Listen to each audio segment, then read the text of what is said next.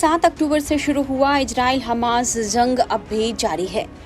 यह जंग कहां जाकर खत्म होगी, इस बारे में कोई अनुमान लगाना कठिन हो रहा है, क्योंकि इजराइल हमास के हमले की प्रतिक्रिया में हमास के कब्जे वाले गाजा पट्टी पर लगातार बमबारी कर रहा है। इजराइल ने शर्त रखी है कि जब तक हमास के आतंकी आत्मसमर्पण नहीं कर देते, तब तक गाजा पर बमबारी जारी रहेगी।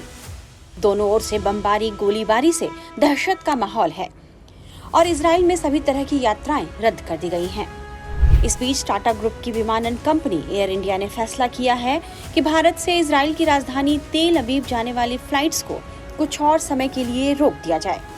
रिपोर्ट्स के मुताबिक जंग के बढ़ने के मद्देनजर एयर इंडिया ने फैसला किया है कि वह 2 नवंबर तक तेल अवीव तक अपनी फ्लाइट्स नहीं भेजेगा।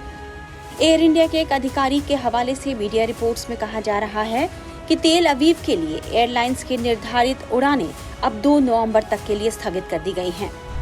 7 अक्टूबर को जब से हमास ने इजराइल पर हमला किया है, तभी से तेल अवीव जाने वाली फ्लाइट्स रद्द हैं और एयर इंडिया की एक भी फ्लाइट भारत से इजराइल नहीं गई है। जबकि जंग शुरू होने से पहले एयर इंडिया की फ्लाइट सप्ताह में 5 दिन तक दिल्ली से तेल अवीव के लिए उड़ान भरती थी। सोमवार, मंगलवार, गुरुवार, शनिवार और रविवार को दिल्ली से तेल अवीव की उड़ानें अक्सर संचालित होती थीं। हालांकि भारत सरकार के ऑपरेशन अजय के तहत एयर इंडिया ने कुछ चार्टर्ड फ्लाइट्स इजराइल में फंसे भारतीयों को वापस लाने के लिए तेल अवीव भेजी थी। 7 अक्टूबर को गाजा से हमास आतंकवादियों द्वारा इजरायली शहरों पर किए गए हमले के बाद वहां रह रहे भारतीय मूल के लोग अपने घर लौटना चाहते थे। इजराइल में अस्थिरता आने के बाद सरकार ने वहां रह रहे भारतीयों को सुरक्षित देश वापस लाने का फैसला किया था। इस ऑपरेशन के तहत अब तक तेल अवीव से 1200 से ज्यादा लोगों की देश वापसी हो चुकी है। आपको बता दें कि सिर्फ भारत की एयर इंडिया ही नहीं, बल्कि कई अन्य देशों की विमानन कंपनियों ने भी तेल अवीव जाने वाली अपनी कई फ्लाइट्स को रद्द कर दिया है।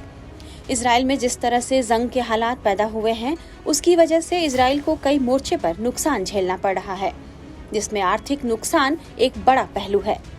कई देशों की फ्लाइट रद्द होने से इजराइल को एविएशन सेक्टर में भी बड़ा झटका लग रहा है। टाइम्स नाउ नव भारत डिजिटल की रिपोर्ट।